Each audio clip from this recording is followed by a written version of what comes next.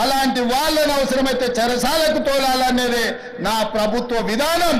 అందులో ఎంత గొప్ప వ్యక్తులున్నా ఎంత మహామహులున్నా వాళ్ళు చెరువులను వదలక తప్పదు.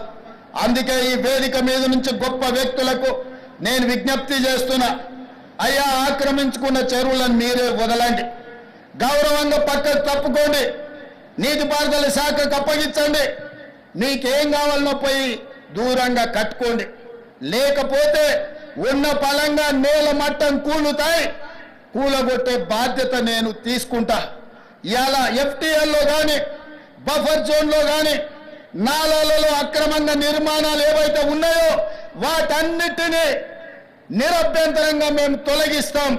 మీరు ఎక్కడికి వెళ్ళినా, మీరు తాత్కాలికంగా కోర్టుల నుంచి ఏమన్నా తెచ్చుకున్నా న్యాయస్థానాలలో కూడా కొట్లాడి ఆ స్కేలను వెకేట్ చేయించి మీరు ఆక్రమణలు తొలగిస్తాం. ఇదే కాదు, ఇవాళ మూసి ఒకప్పుడు అనంతగిరి నుంచి వచ్చే కృష్ణానది జలాలకు ఒక ఆలవాలం, కానీ ఇవాళ కాలుష్యం అయిపోయింది. ఇవాళ మన బతుకులను చిందరవందర చేస్తున్నాయి. నల్గొండ జిల్లా రైతులు ఇవాళ ఏడుస్తున్నారు.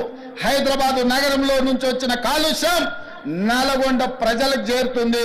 అక్కడ పంటలు కూడా విషమయమైపోయినాయి. మా కోమటిరెడ్డి వెంకటరెడ్డి గారు పదే పదే నా దృష్టికి తీసుకొచ్చి నల్గొండకు వస్తున్న కాలుష్యాన్ని నియంత్రించండి, మూసిని ప్రక్షాళన చెయ్యండి అని. అందుకే కేంద్ర ప్రభుత్వ సహకారంతో మూసి ఆక్రమణలు తొలగించి మూసిని ప్రక్షాళన చేసి ఒక అద్భుతమైన మూసి రివర్ డెవలప్మెంట్ ఫ్రంట్ ను అభివృద్ధి చేసి పేదవాళ్ళకు అక్కడ వ్యాపారాలు చేసుకోవడానికి అవసరమైన అవకాశాలు కల్పిస్తాం. మరి ఇవాళ మూసి పరివాహక ప్రాంతంలో పేదలు ఆక్రమించుకొని ఉన్నారు, జిల్లాల నుంచి వచ్చి ఇల్లు కట్టుకొని ఉన్నారు, రూపాయి కూడబెట్టి గుడిసెలేసుకొని బ్రతుకుతున్నారు. వాళ్ళ పట్ల మానవత్వంతో వ్యవహరిస్తుంది ప్రభుత్వం.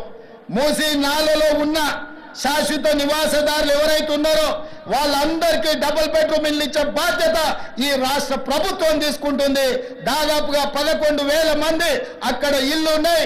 ప్రతి వాడికి 11 కాదు, అవసరమైతే 12,000 మంది అయినా ప్రతి వాడికి డబుల్ బెడ్రూమ్ ఇల్లు ఇచ్చి వాళ్ళని ఆత్మగౌరవంతో బ్రతకటట్టు ఈ ప్రభుత్వం పునరావాసం కల్పిస్తుంది. అట్లాంటి కార్యక్రమాలలో ఇవాళ శిక్షణ పొందిన ఈ ఎస్ఐలు ప్రజల సహకారం కోసం మీరు బాధ్యత తీసుకోవాలి.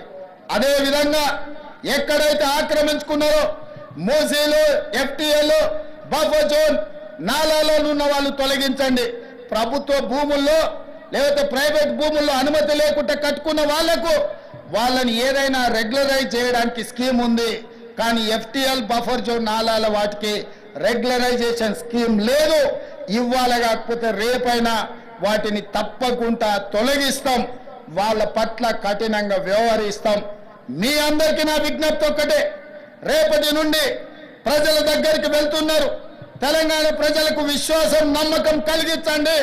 మన రాష్ట్రంలో గంజాయి మాట ఎత్తాలన్నా, డ్రగ్స్ గురించి ఆలోచన చేయాలన్నా, సైబర్ నేరాలను నియంత్రించాలన్నా, చెరువులు నాలాలు చెరబట్టిన వాళ్లను మోకాళ్ళలో వణుకు పుట్టాలి, వెన్నులో చలిజరము రావాలి. ఆ విధంగా మీరు ఈ తెలంగాణ సమాజానికి సేవలు చేయవలసిన అవసరం ఉన్నది. నేను మిమ్మల్ని అడుగుతున్న ఒకే ఒక్క మాట, మీరు ఈ బాధ్యత తీసుకోండి. ఇది మన తెలంగాణ, మన తెలంగాణను రక్షించుకునే బాధ్యత మన మీద ఉన్నది. నేను వేరు, మీరు వేరు కాదు. వాళ్ళు నేరగాళ్ళు, ఆ నేరగాళ్లను పట్టుకొని అడ్డు తొలగించే బాధ్యత మీది, నాది. ఈ వేదిక మీద ఉన్న పెద్ద అధికారులది. పెద్ద అధికారులు మేము ఆదేశాలు ఇస్తాం, కింద అమలు చేయాల్సిన బాధ్యత మాత్రం మీదే. అందుకే ఈనాడు ట్రైనింగ్ నుంచి శిక్షణ పొంది 9-10 నెలలు శిక్షణ పొందిన మీరందరూ తెలంగాణ సమాజానికి సేవలు అందించబోతున్నారు. తెలంగాణ ప్రజలకు విశ్వాసం కల్పించండి. ఇది ఉద్యోగం కాదు, ఇది భావోద్వేగం. ఈ తెలంగాణను కాపాడుకుంటాం. ఈ తెలంగాణను కాపాడడానికే మేము ఈ కాకి డ్రెస్సును ధరించినమని వాళ్ళకు విశ్వాసం కల్పించండి. ఇదే కాకుండా చివరగా నేను శ్రీనివాస్ రెడ్డి గారికి గతంలో చెప్పిన విజిలెంట్ అండ్ ఎన్ఫోర్స్మెంట్ డైరెక్టర్ ఈ రోజు వారి బాధ్యత ఉన్నారు. ఎట్లయితే సైన్యంలో పనిచేసే సైనికులకు సైనిక్ స్కూల్ ఉందో తెలంగాణ రాష్ట్రంలో పోలీస్ డిపార్ట్మెంట్ లో పనిచేస్తున్న హోంగార్డు నుంచి డీజీపీ వరకు సైనికులకు ఎట్లయితే సైనిక్ స్కూల్ ఉందో పోలీసులకు కూడా ప్రత్యేకంగా ఒక రెసిడెన్షియల్ పోలీస్ స్కూల్ మొదలుపెట్టి 50 ఎకరాలల్లా అద్భుతంగా ఈ దేశంలోనే అత్యంత నాణ్యమైన విద్యను అందించే బాధ్యత తెలంగాణ రాష్ట్ర ప్రభుత్వం తీసుకుంటుంది. ఒకటి హైదరాబాద్ లో ఈ పక్కల్లే గ్రేహాండ్స్ ఉన్నది. నిన్న మన భూ కబ్జాదారులు 150 ఎకరాలు ఆక్రమించుకోవాలని ఆలోచన చేసిండ్రు. అందులో 50 ఎకరాల స్థలాన్ని ఇక్కడ రెండవ స్కూల్ వరంగల్లో 50 ఎకరాలు కేటాయించి మీ అందరికీ 6th క్లాస్ నుంచి పీజీ వరకు డాక్టర్లు ఇంజనీర్లు కూడా చదువుకోవడానికి పోలీసుల పిల్లల కోసం 100% ఉచిత విద్యను అందించడానికి మా ప్రభుత్వం కట్టుబడి ఉన్నది. పోలీసు కుటుంబం నుంచి వచ్చిన నేను పోలీసుల బాధలు తెలుసు. వాళ్ళ పిల్లల విద్య విషయంలో నాకు సంపూర్ణమైన అవగాహన ఉన్నది. అందుకే ఈనాడు ఈ వేదిక మీద నుంచి డీజీపీ గారికి నేను ఆదేశాలు ఇస్తున్నా. ఈ కార్యక్రమం తర్వాత శ్రీనివాస్ రెడ్డి గారిని పిలిచి మాట్లాడి పోలీస్ స్కూల్ ఏర్పాటు చేయడానికి అవసరమైన ఫైల్ ప్రిపేర్ చేయండి. 50 ఎకరాల స్థలాన్ని కేటాయించడానికి అవసరమైన చర్యలన్నీ తీసుకోండి. రాబోయే 2 ఏళ్లలో ఇక్కడ పోలీస్ స్కూల్ ఉండాలి. హోంగార్డు నుంచి డీజీపీ వరకు ఏ హోదా అయినా మీ పిల్లలు చదువుకోవాలంటే అందరూ ఒకే దగ్గర చదువుకోవాలి, ఒకే దగ్గర ఉండాలి, ఒకే దగ్గర తినాలి, ఒకే దగ్గర పడుకోవాలి. అప్పుడే ఈ అంతరాలు తగ్గుతాయి. మీ పిల్లలు సుశిక్షితులైన భారతీయులుగా మారుతారు. అందుకే మిత్రులారా, పోలీసుల యోగక్షేమాలు, పోలీసుల యొక్క సమస్యల్ని తీర్చే బాధ్యత నాది. మీరు నిశ్చింతగా ఉండండి. డిపార్ట్మెంట్లో ఉన్న ప్రతి సమస్యను ఒక్కొక్కటిగా పరిష్కరించి మీకు ఒక మంచి గౌరవాన్ని పెంచే విధంగా, మీ సమస్యల్ని పరిష్కరించే విధంగా ఈ ప్రభుత్వం పనిచేస్తుంది. మీరు తెలంగాణ సమాజానికి నాణ్యమైన సేవలు అందించండి. పోలీసు గౌరవాన్ని పెంచండి. పోలీస్ అంటే సమాజంలో చేతులెత్తి నమస్కరించే విధంగా మన వ్యవహార శైలి ఉండాలి, మన నిర్ణయాలు ఉండాలి.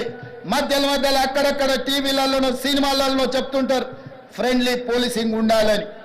నేను కూడా ఒప్పుకుంటా ఫ్రెండ్లీ పోలీసింగ్ ఉండాలని. Friendly policing ఎవరితోని?